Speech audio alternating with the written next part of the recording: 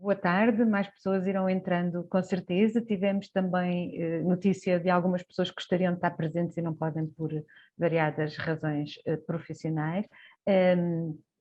Queria, em primeiro lugar, dizer que a sessão está a ser gravada, avisar, dar esse aviso porque gostaríamos de a tornar disponível para quem não pôde estar. Dar as boas-vindas e agradecer a presença a todos e a todas e dizer que o Centro Interdisciplinar de Estudos Educacionais, o CIED, em conjunto com a presidência da ESLX e a presidência do Conselho Técnico-Científico, está a organizar este ciclo de encontros, a que demos o nome de Conversas com Acento no I, e cujo objetivo é divulgar e valorizar o conhecimento interdisciplinar produzido por docentes da escola e na escola. Em primeiro lugar, queria passar a palavra ao presidente da ESLX, professor Carlos Pires. Obrigado, professora Maria João. Boa tarde a todos e a todas, aqueles que puderam estar e quiseram estar presentes neste evento. Começo por felicitar a coordenação do CIED pela ideia desta iniciativa, embora não estivéssemos praticamente todos associados a ela, não é?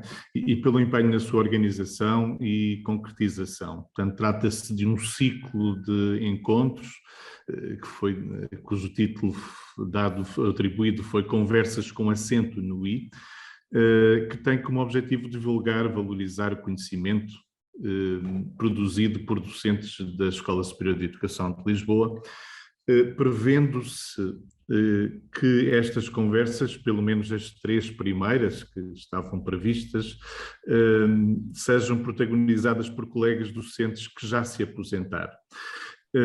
Na minha perspectiva, é uma forma da escola homenagear estes e estas colegas, pedindo-lhes que continuem a dialogar com a comunidade educativa, partilhando as suas experiências profissionais, o seu saber académico, as suas reflexões, e que continuem, e este é um apelo que eu faço, a inquietar-nos. Para a primeira conversa, que hoje se concretiza, teremos connosco a professora Cristina Loureiro, que para além de muitas outras funções nesta escola, foi durante 2 mandatos presidente da escola e foi, creio que ainda sente que continua a ser, Cristina, professora de matemática, que se inquietou e inquietou os outros com desafios, experiências curriculares e pedagógicas de caráter intertransdisciplinar e obrigado, Cristina, por estares novamente connosco, esperando que este diálogo continue por longo tempo. Um agradecimento também ao colega José Pedro Regatão, que nos representa enquanto comunidade, para conversar com a Cristina Loureiro sobre arte e matemática em educação. Votos de uma excelente conversa e muito obrigado pela vossa atenção. Obrigado. Obrigada. Passaria então a palavra à presidente do Conselho Técnico-Científico da nossa escola. Em nome do CTC, quero, em primeiro lugar, dizer que foi com muito gosto que nos associamos a esta iniciativa do CIED.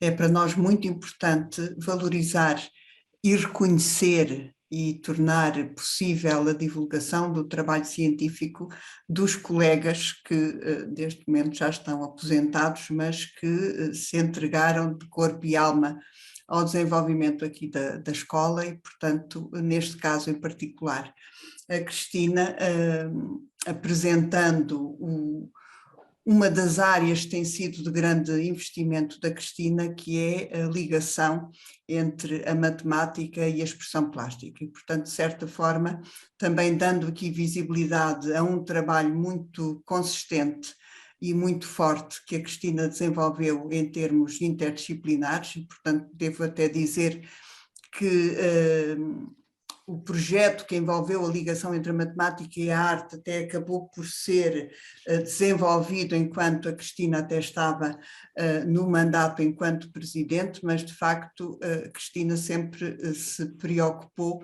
para além das suas funções enquanto presidente, também dar algum espaço a áreas que privilegiou. E que, do meu ponto de vista, penso que é muito pertinente conseguirmos visibilizar as ligações múltiplas que a matemática tem com outras áreas. E, neste caso, o modo interdisciplinar como a Cristina olha para estas ligações, e é um olhar que torna muito acessível e muito pertinente não só para os docentes, mas também para as próprias crianças. E, portanto, vou já terminar. É de facto com muito gosto e muita expectativa que estou aqui e em nome do CTC apoiar esta iniciativa e ver realmente então a conversa, o diálogo entre o José Pedro Regatão, que tem colaborado e trabalhado muito de perto, de uma forma muito próxima com a Cristina.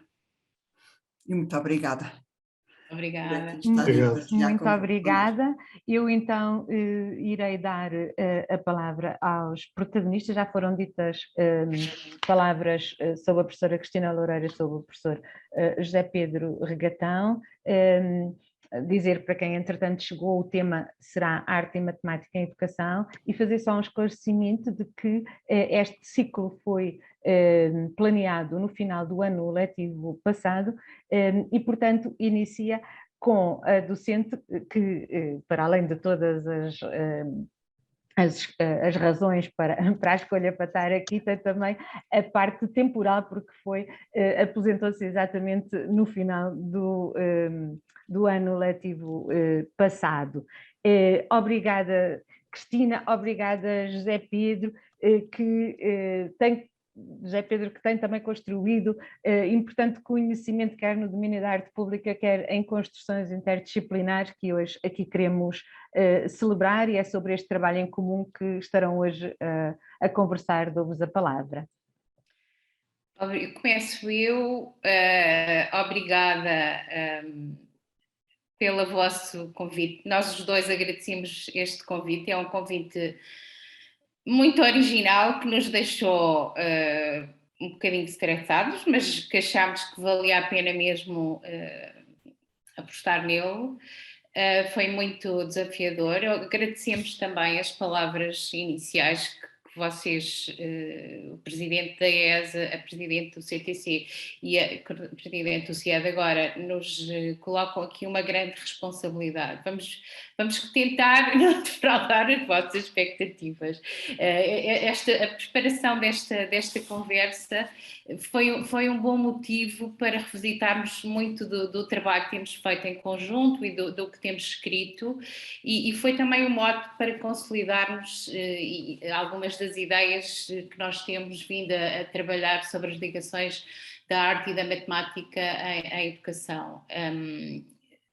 Percebemos que havia um desafio especial nesta conversa, porque o assumimos muito como uma conversa. Não íamos colocar nenhum apoio visual, e pensando que a ligação destas duas áreas, da matemática e das artes visuais, vive do visual, achámos que de facto havia aqui um repto muito interessante para nós enfrentarmos. E, portanto, não há PowerPoints, não há de facto nenhum suporte visual. Preparámos esta conversa organizando um conjunto de ideias que vamos percorrer, mas vamos deixar um desafio no fim. Portanto, não podemos deixar de ter uma posição dessas. Estas ideias correspondem ao trabalho que já vimos a fazer e continuamos a fazer juntos há mais de 5 anos, e que foi um trabalho muito realizado no âmbito da Unidade Curricular de Arte e Matemática do Mestrado de Educação Artística, e também de algumas ações de formação contínua para educadoras e professores do primeiro ciclo que realizámos em conjunto. E foi muito interessante. O Zé Pedro, que não tem uma formação da área da educação de base e na escola inicialmente não trabalhava na formação de professores e educadores, ter aceitado o desafio de fazer, em parceria comigo, ações de formação contínua para professores e educadores. Portanto, fica aqui também um obrigado ao Zé Pedro por ter aceitado este desafio há cinco anos. Obrigado, eu também. Quando começámos a pensar nesta conversa, e tendo em conta uma experiência muito recente que tivemos de visitar uma exposição no Museu de Arte, Arquitetura e Tecnologia, no MAT, pensámos, esta conversa devia estar a ser lá. Portanto, e esta conversa devia estar a ser lá porque neste momento está uma exposição neste museu de um artista alemão, Carsten Oller, que é absolutamente exemplar do ponto de vista da ligação da matemática com a arte. E foi uma exposição que nós tivemos imenso prazer em visitar juntos há uns dias e que novamente nos fez pensar sobre este diálogo que nós temos experimentado fazer entre a arte e a matemática. É uma exposição que eu não fazia a mínima ideia da riqueza do ponto de vista matemático que estava presente, não preparei a ida à exposição vendo alguma coisa previamente, sabia só que havia qualquer coisa, mas não sabia sequer o que era, e ela, no fundo, esta visita aparece na continuação de muitas visitas a exposições que eu e o Zé Pedro temos feito em conjunto. Portanto, essa disposição para ir visitar uma exposição de arte em conjunto tem sido uma descoberta muito, muito interessante e que nos tem permitido realizar um diálogo e uma vivência da exposição em diálogo que eu tenho apreciado muito e com as quais tenho aprendido imenso. Não sei, Zé Pedro, se queres falar um bocadinho desta exposição. Sim, quero. Em primeiro lugar, é sempre um prazer, não é, estar aqui a conversar sobre arte e matemática.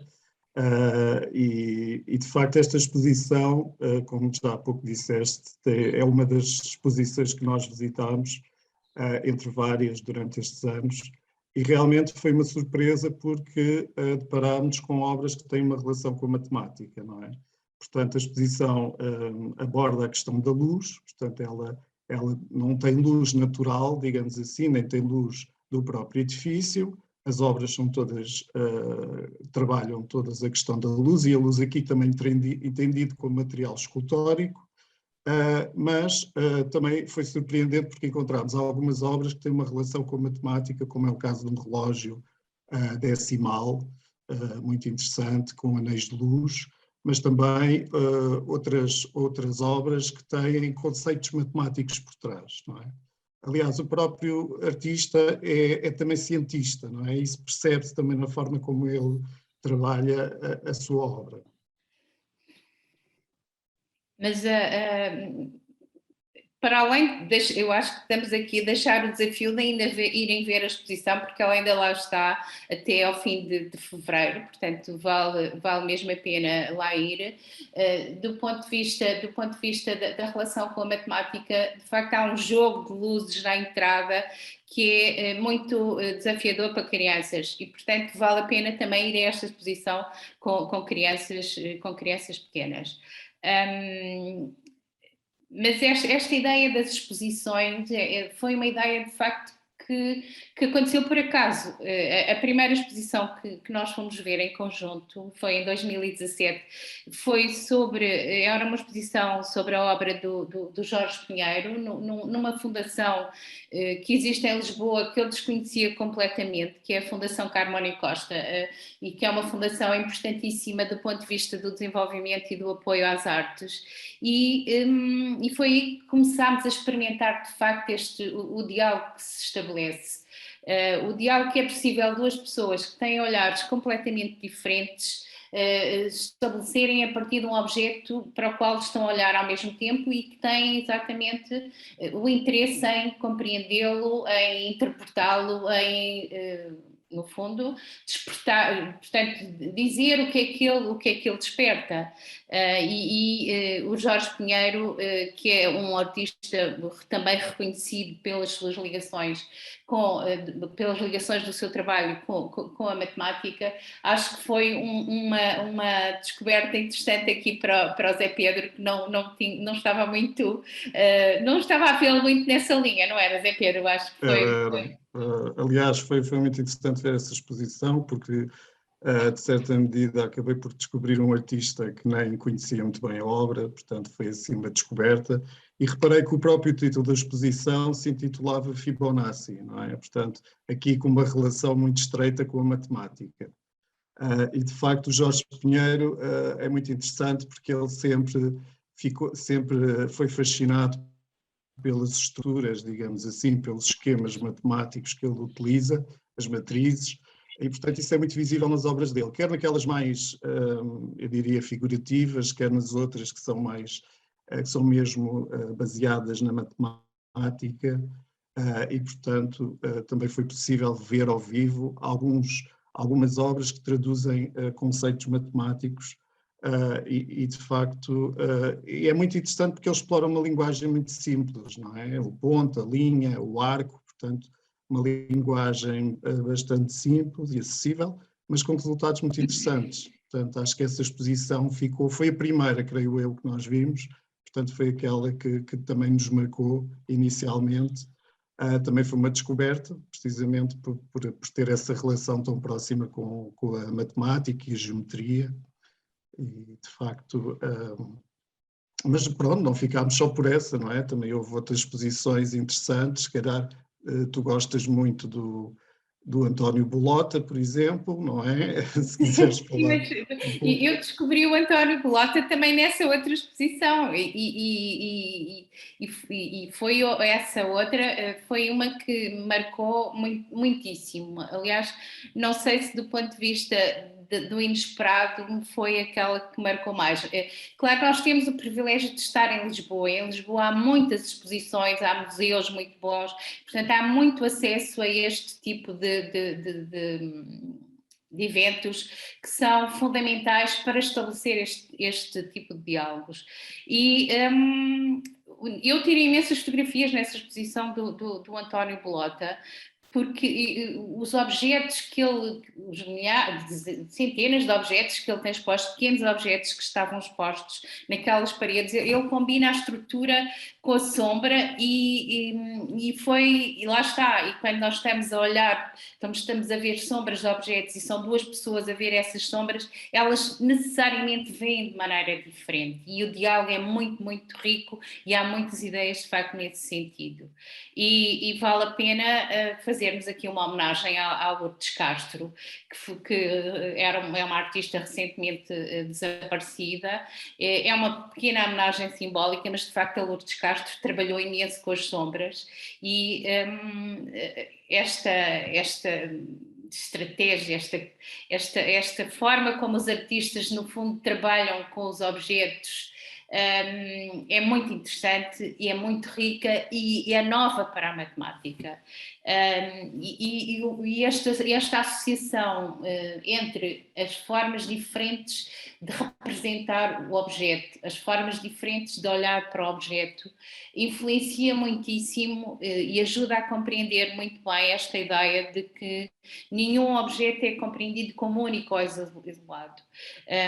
Eu nunca tinha pensado nisto. e sei que isto é chave para os artistas, mas também passa a ser chave para a matemática e para a educação, porque quando nós temos um objeto matemático, cada um de nós também vai encará-lo de maneira diferente.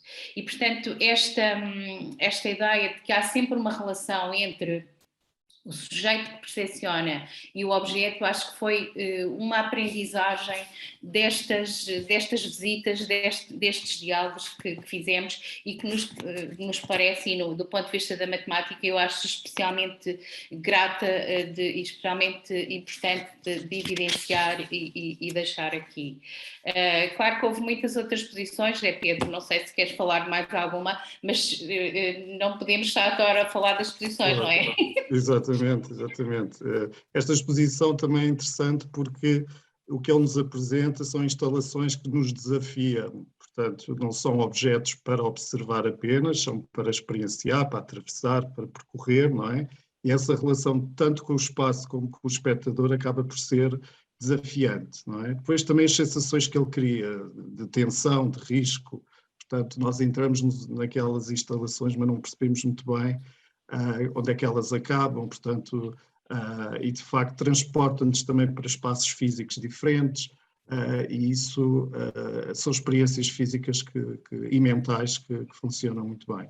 E como dizias, vimos outras tantas, eu acho que, por exemplo, Gordon Matter, claro, também é de facto uma referência, Gabriel Albergaria, etc. Portanto, vimos uma série delas. Nem sempre preocupados com a questão de encontrar obras que tivessem relação com a matemática, mas isso por vezes acontecia, não é? E curiosamente tu disseste-me que este António Bloch até tinha uma relação muito eficiente, eficaz, digamos assim, com a matemática, que era algo que eu nunca tinha pensado, porque eu também comecei a olhar para a obra de arte um bocadinho de uma maneira diferente, portanto, de todo ponto de vista, sempre pensando também nessa perspectiva de alguém que é matemático e, portanto, encara aquelas formas, aqueles volumes, digamos assim, de uma determinada maneira, e, portanto, até a minha forma de olhar para a arte mudou um bocadinho, sendo que comecei a considerar também e a estudar mais as peças e as obras que tinham realmente uma relação próxima com os conceitos matemáticos, não é? E aí descobrimos muitos artistas, inclusive o Donald Judd também, que tem peças que são extraordinárias, pela forma como ele consegue, por exemplo, transformar um cubo, e portanto há aqui realmente uma série de artistas. Mas que valia a pena falar daqueles que também nos marcaram, não é? Aqueles que tu também gostas particularmente, como é o caso, se calhar, do Rui Sanches, não é?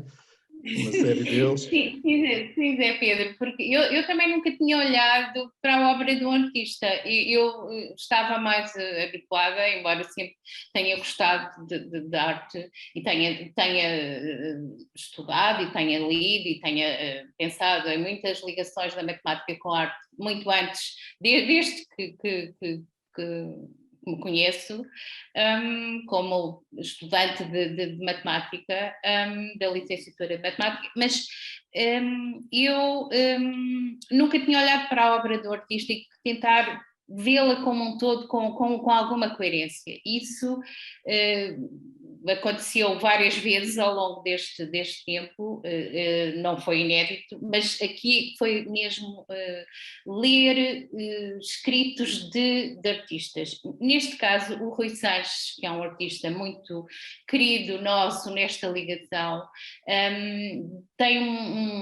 deu-nos uma possibilidade também excelente, que foi um livro que publicou, que é o resultado de uma tese de doutoramento, e que tem um título altamente expressivo e atrativo, que é Janela, Espelho, Mapa, Reticências, e que tem como subtítulo A Obra de Arte de um Mundo de Reflexão sobre o Projeto Artístico Individual, mas este acesso que ele nos permite aqui com das suas ideias,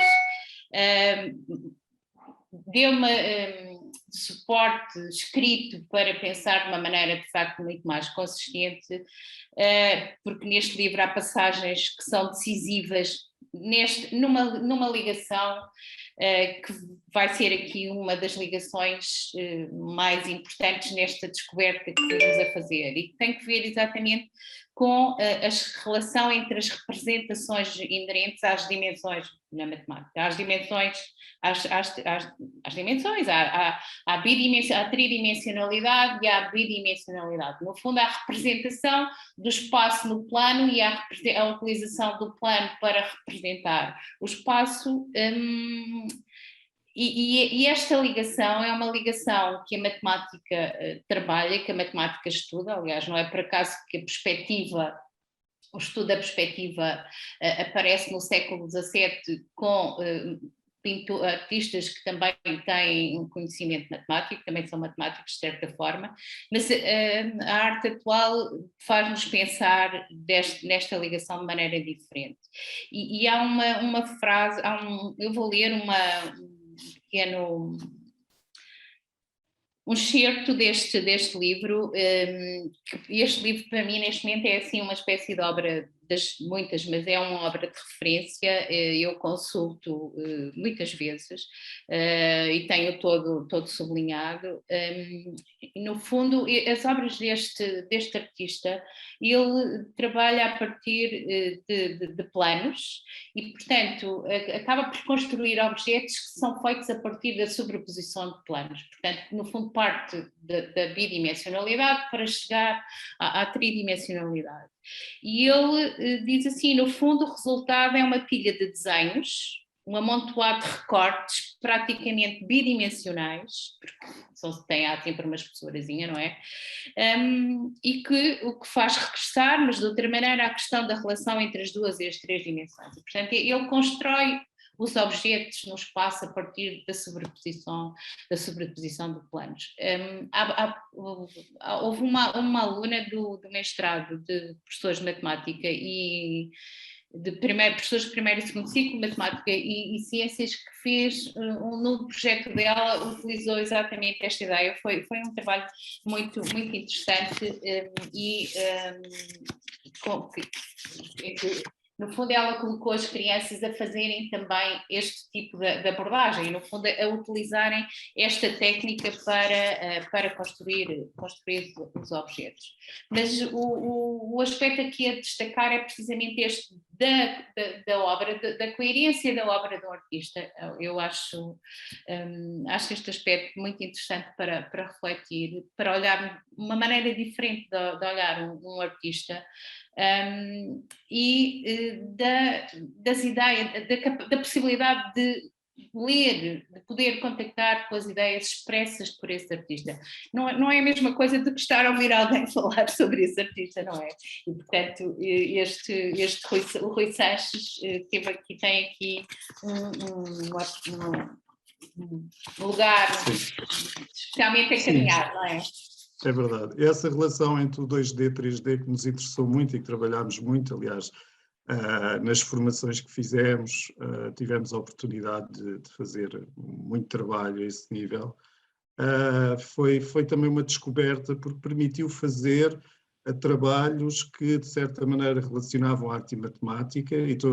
Agora recordo-me, por exemplo, de Giorgio Morandi, que é o famoso especialista em naturezas mortas, não é? Pintor italiano, que pinta de facto objetos banais do dia a dia, potes, taças, elementos muito, eu diria, muito do cotidiano, muito normais das nossas casas, mas dá-lhe também uma subtileza e uma grande poesia. E nós, a partir realmente desse artista, fizemos um conjunto de atividades que foi precisamente transformar aqueles trabalhos bidimensionais em formas tridimensionais, não é? Portanto, procurando também desenvolver alguns estudos no campo da matemática, como por exemplo a lateralidade ou diria a geometria também, tentar perceber onde é que essas formas, como é que elas se relacionam entre si. E foi de facto interessante perceber os resultados que decorreram dessa atividade, desse trabalho.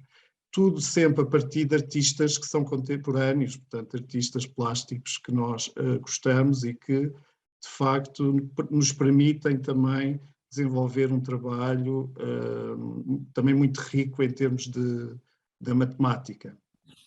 Portanto... Eu acho que nesta ligação, acho que os contributos que as educadoras e professoras que participaram naquelas ações de formação deram também foram muito, muito importantes, porque nós lembramos sempre, e eu acho que vale a pena lembrar aqui também a ligação que uma educadora fez nesta exploração da bidimensionalidade e da tridimensionalidade, em que ela de facto partiu da representação pelas crianças do quadro, ou seja, com os tais objetos do cotidiano, e portanto eles tiveram que passar de uma representação bidimensional para uma representação tridimensional, com essas questões que estavas a chamarem a atenção da lateralidade e do posicionamento no espaço, e que no fundo aprendendo quer a linguagem, quer a ver à frente, atrás, ao lado, por aí adiante. Mas depois ela deu-nos a outra abordagem, a continuidade, que foi partir então para as crianças fazerem a representação bidimensional do que tinham construído da composição de objetos que tinham feito com as garrafas e os jarros. E esta ideia que podemos dar aqui em discurso, pensando que exatamente como pensa e como explora o Rui Sanches, que parte de planos que sobrepõem, no fundo o que ela fez foi portanto, sugerir às crianças e ajudar as crianças a fazerem recortes de silhuetas dos objetos, que depois colaram uns por cima dos outros, e portanto que ao colarem uns por cima dos outros iam exatamente reproduzindo a ideia do que está atrás e do que está à frente, do que está à direita e do que está à esquerda, e podiam... tinha uma representação que manipulavam fisicamente, e isto do ponto de vista da matemática e da relação entre os objetos e a visualização é de facto chave. E no fundo acabaram por usar a linguagem da tridimensionalidade, mas construíram uma representação bidimensional. E ainda por cima, como não o fizeram com papel, fizeram com tecido, com tecidos, foi o efeito final do ponto de vista estético, do ponto de vista plástico das composições que fizeram era interessantíssimo, era muito, muito, muito, muito bonito, e portanto no fundo este diálogo ali foi concretizado por uma experiência que aquela educadora fez com aquelas crianças, que foi de facto fascinante do ponto de vista das possibilidades que ela conseguiu pôr em prática. Exato. Outra referência que também se calhar vale a pena aqui falar, porque houve, de facto, foi importante, porque quer em termos teóricos, quer numa descoberta, não é? Foi o próprio Bruno Munari, que nós já tivemos a oportunidade de falar num seminário, e ele de facto entusiasmou-nos também bastante, não só pelas oficinas que ele criou, que se chamavam Brincar com a Arte, não é? Oficinas, uma espécie de workshops que ele criava, onde ele desafiava as crianças a trabalharem em termos artísticos, mas fora das convenções, digamos assim. Por exemplo, uma criança, em vez de começar com uma folha retangular, ele rasgava a folha e depois oferecia essa folha à criança e sugeria que ela criasse alguma coisa a partir dessa folha. Portanto, logo sempre um registro mais espontâneo, mais natural, que faz muito parte dessa pedagogia do Bruno Munari. E ele, de facto, influenciou-nos também muito no nosso trabalho, porque quer, por exemplo, os próprios livros que ele criou, quer uma série de outros elementos, digamos assim, de outros trabalhos que ele desenvolveu, que nos inspiraram também para a nossa parceria pedagógica, procurando criar aqui relações entre a matemática e as artes plásticas, sempre inspirados por este grande pedagogo, que também é designer, que também é escultor, e portanto é muito completo, digamos assim, e que nos surpreendia sempre com quer nos vídeos que tivemos a oportunidade de ver, mas sempre com propostas muito interessantes em termos de educação artística.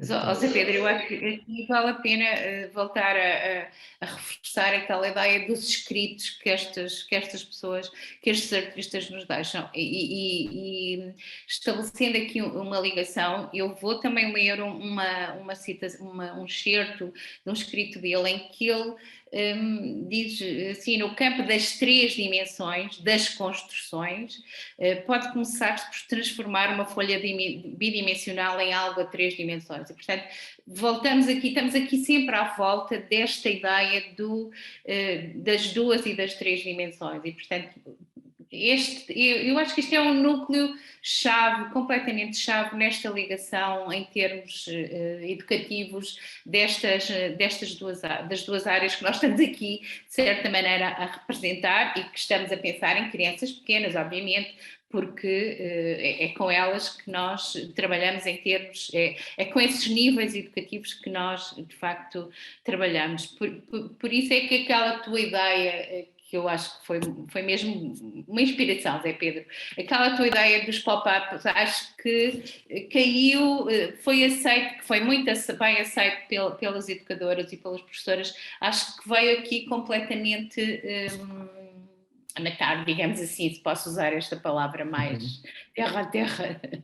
Sim, eu acho que as construções pop-up foi um grande desafio também, e foi uma descoberta realmente extraordinária, sobretudo quando aplicado, portanto, quando aplicado numa sala de aula com crianças, e que de facto mostra, apesar de ser aparentemente muito complexo, é possível criar pop-ups e nós conseguimos fazer isso, relativamente simples, relativamente acessíveis, qualquer criança consegue criar, desde que saiba cortar e colar, não é? Portanto, apenas essas competências. E de facto foi muito interessante perceber como é que esse trabalho do pop-up, que também tem uma relação entre o 2D e 3D, em certa medida, não é? Quando nós abrimos, aparece-nos algo que é a 3 dimensões e, portanto, há sempre essa relação de uma folha dobrada que depois, portanto, oferece uma forma tridimensional, e foi muito curioso ver todos esses exercícios, resultados dessa técnica aplicada precisamente no ambiente pré-escolar e em vários graus de ensino, não só aí.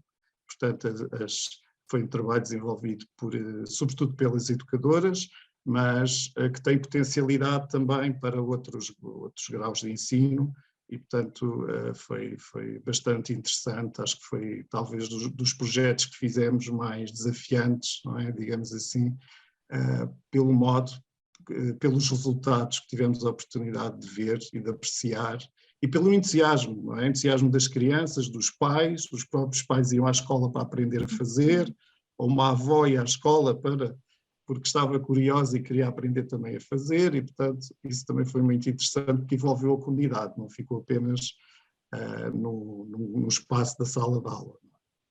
Mas eu não sei se quem nos está a ouvir está um bocadinho desiludido com a matemática, porque parece que a matemática está aqui um bocadinho pouco presente, não é? Ou pelo menos a ideia mais comum que se tem da matemática, de facto, não, acho que não é esta.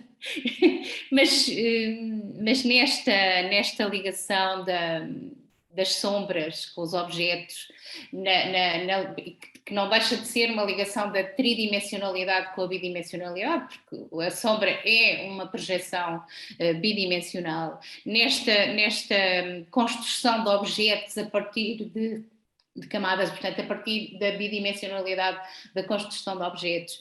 Nesta construção dos pop-ups, que lá está novamente a partir de algo que está plano, aparentemente plano, depois se abre e que é tridimensionalidade, há um mundo de possibilidades de ideias para trabalhos com crianças que pode ser muito, muito aproveitado bem das duas áreas por educadores e por professores. Mas por isso também achamos que valia a pena falar aqui um bocadinho de certa forma, de um enquadramento teórico disto, mas o que é que está por detrás desta procura da interdisciplinaridade que nós temos andado a experimentar, a procurar? E nesse aspecto resolvemos trazer aqui uma referência que também foi uma descoberta que tu, Zé Pedro, de facto, tu descobriste para ti, descobriste muita coisa, aliás, descobrimos os dois muita coisa com esta experiência, de um texto da Olga Pombo, que é uma reconhecida filósofa de educação, portanto, que é um texto sobre interdisciplinaridade e integração de saberes, em que ela apresenta 3 níveis de interdisciplinaridade. E começa por dizer que um primeiro, portanto, a interdisciplinaridade é uma tentativa de romper o caráter estanque das disciplinas, é verdade, nós acho que representamos isso aqui, não é? Nós queremos romper o caráter estanque das disciplinas e num primeiro nível ela considera que é o nível da justaposição, portanto, de paralelismo. As duas disciplinas estão ali simplesmente ao lado umas das outras. De facto, isto é, se calhar, a vivência mais comum, mesmo quando há tentativa, ficam as duas ao lado, não interagem. Depois fala do segundo nível em que põe as disciplinas comunicam umas com as outras, confrontam e discutem as suas perspectivas, estabelecem entre si uma interação mais ou menos forte. Eu acho que nós já deixamos aqui uma ideia de que este é um bocado o que nós temos andado a fazer, quer dizer, eu acho que, e foi por isso que usamos tanto a palavra diálogo, a discussão das duas perspectivas que no fundo cada um de nós representa, acho que temos tentado fazer isso. Mas depois ela ainda fala do terceiro nível em que as barreiras entre as disciplinas se afastam e infundem-se numa outra coisa que as transcende a todas.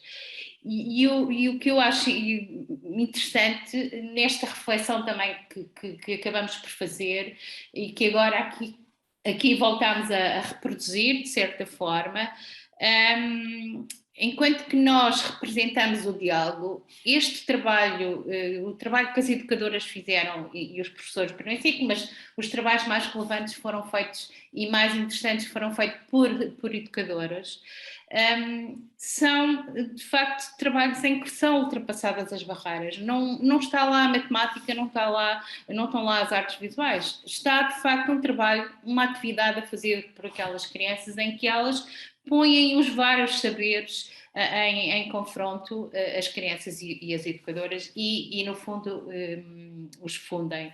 E isso na educação de infância talvez esteja facilitado porque a própria orientação curricular não é tão marcada pelas várias por disciplinas. No primeiro ciclo isso começa-se a perder e, portanto, esta nota parece-nos uma nota muito importante deixar aqui, porque este terceiro nível de que a Olga Pombo teoricamente também fundamenta, parece-nos que pode estar presente de uma forma muito mais simples na escola, nos trabalhos com as crianças, do que às vezes no diálogo que as próprias especialistas fazem. Sim, sem dúvida é o grande desafio, não é? Aliás, a nossa unidade curricular criou-nos esse desafio de trabalhar em conjunto duas pessoas que não se conheciam, digamos assim, não é? E de lançar este desafio de procurar também, o que eu acho que na interdisciplinaridade resulta muito bem, é a questão de também perceber que métodos, que problemas, que ideias é que a outra disciplina tem, ou seja, o permitir que realmente determinados conceitos e problemas e métodos de trabalho sejam aplicados, não é? Isso também é uma descoberta, porque com certeza que os métodos que as artes desenvolvem são diferentes da metodologia que a matemática utiliza. E, portanto, cada unidade tem, no fundo, as suas próprias questões, não é? Aquilo que interessa mais trabalhar. E, de facto, interdisciplinaridade, como referiste aí, só acontece quando existe esse cruzamento, não é? Quando se dialoga de tal forma em que se consegue encontrar pontos, estabelecer pontos entre disciplinas. E hoje em dia, se nós pensarmos bem, o conhecimento é cada vez mais interdisciplinar. Portanto, é esse o caminho, não é? Há novas disciplinas que surgem a partir daí e, portanto, na verdade acaba por ser um grande desafio arranjar modos e métodos de interligar os saberes, não é? De conseguir esta característica interdisciplinar e também fugir da monodisciplina, não é? Daquela noção mais tradicional da disciplina fechada sobre ela própria. Portanto, procurar criar, de facto, um diálogo de proximidade e não só, também a tal fusão que se pretende. Isso realmente é muito interessante. E eu gostaria só de referir, por exemplo, a um projeto que eu gosto muito, que é um projeto e que faz parte da escola pública, que são as famosas DAC, não é? Que é Domínios da Autonomia Curricular, onde os professores desenvolvem projetos que têm esta componente interdisciplinar. Portanto, eu já tive a oportunidade de ver alguns e de facto é muito interessante ver, por exemplo, como é que as artes visuais se podem ligar à língua portuguesa e entre outras, não é? outras possibilidades que esta noção de uma prática interdisciplinar poderá abrir, poderá propor. Mas, Zé Pedro, eu acho que nós podemos referir que há muitos projetos, de facto na escola acontecem muitos projetos interessantes de interdisciplinaridade, mas muitas vezes a matemática aparece assim como uma coisa secundária, ou de serviço, como se fosse uma muleta, digamos assim, para determinado tipo de aspectos, que são muito os aspectos quantitativos. Mas o que me parece importante deixar aqui como nota de destaque é também uma ideia que a Olga Pombo refere bastante nesse livro, nesse texto sobre a integração dos saberes, e é esta, é que sem o interesse real por aquilo que o outro tem para dizer, não se faz interdisciplinaridade. E, portanto, esta necessidade de conhecer profundamente cada uma das áreas também é muito importante, e o respeito e o interesse por isso também é muito importante. Eu penso que este caminho de diálogo que nós estabelecemos hoje aqui, acho que mostra muito esse